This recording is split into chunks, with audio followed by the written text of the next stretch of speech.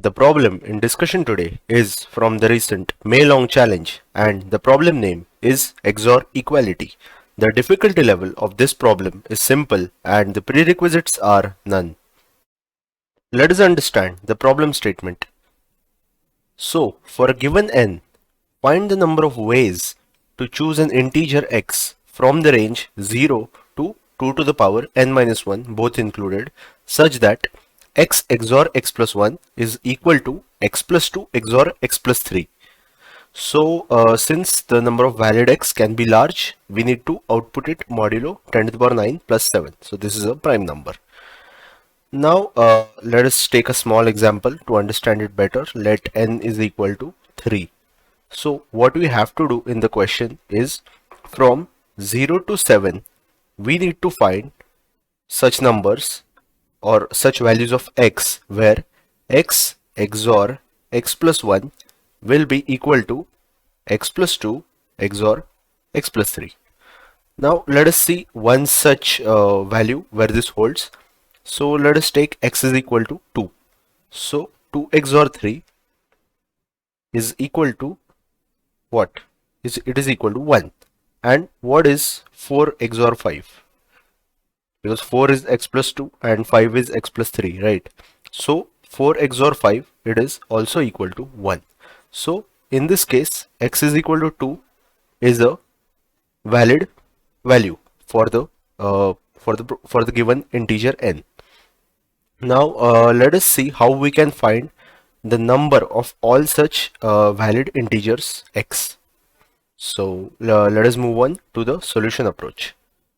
So let us start the solution approach. So first, what we have to consider that what values can x have. So x can be even or odd, obviously, right? So let us take the first case where x is even. Now what is the bit representation of an even number? So if x is even, then its bit representation will be something like this. Say dot dot dot dot dot, and at the end you will have 0, right? So the dot represents that the bit can be anything, 1 or 0.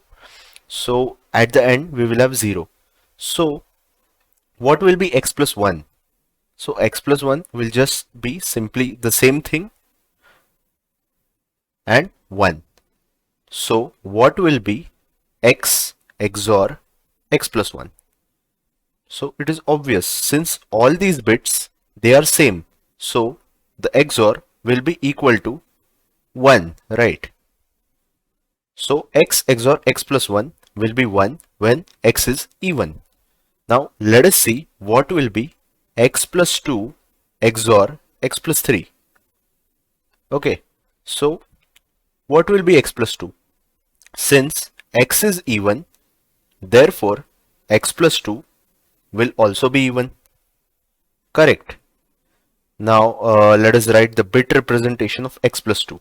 It will again be something like dot dot dot dot dot, and at the end we will have a 0 since it's an even number. Now let us write the bit representation of x plus 3. It will be the same bits which we have in x plus 2 and 1 at the end, since we add 1 to x plus 2. So what will be the XOR? So it will again be 0 0 0 0 because they are the same bits, and XOR of same bits gives you the result 0, and 0 XOR 1 will be 1. So x plus 2 XOR x plus 3 is also 1 when x plus 2 is even. So basically what we see, that if x is even, then if x is even, then x XOR x plus 1 is equal to x plus 2 XOR x plus 3. So this holds for all even numbers as we just saw, right? Now let us try and see the second case where x is odd. Now, in this case, let us try to make the binary representation of x. So, x will be something like this, dot dot dot dot, and 1 at the end. So, this is x. Now, let us see what will be x plus 1. So, x plus 1 will be dot dot dot dot and 1, and we have added 1 to this. So you know the rules of binary addition, right? So 1 plus 1, this will become 0 with 1 carry. So what happens of this 1?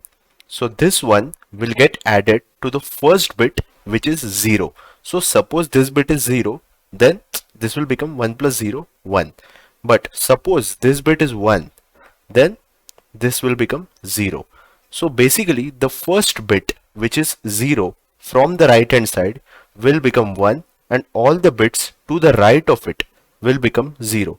So just let us see a small example. So let us consider that x is equal to, say, 11.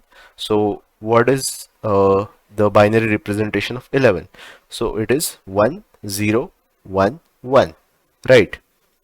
So what if we add 1 to this? 1 plus 1, so it will become 0 with 1 carry. 1 plus 1, again it will become 0 with 1 carry. Now this is the first bit, which is 0 from the right hand side. So 1 plus 0, this will become 1, and the rest of the number, or the rest of the bits to the left of this 0 will remain same. So this is the result. So this is nothing but 12. Right.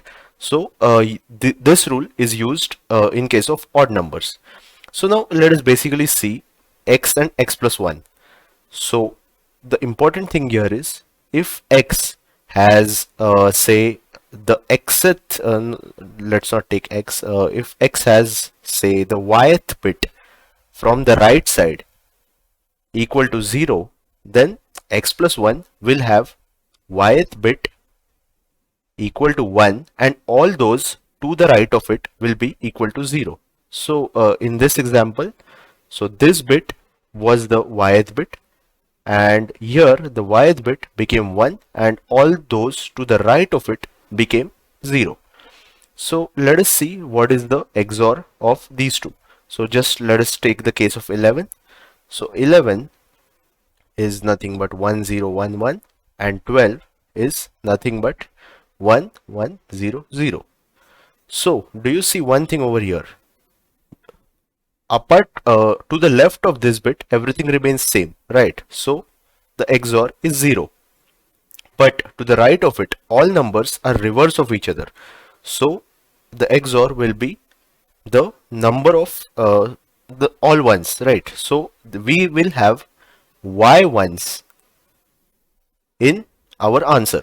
So the answer will be basically 2 raised to y minus 1, if I am correct. Yeah. So the answer will be 2 raised to y minus 1.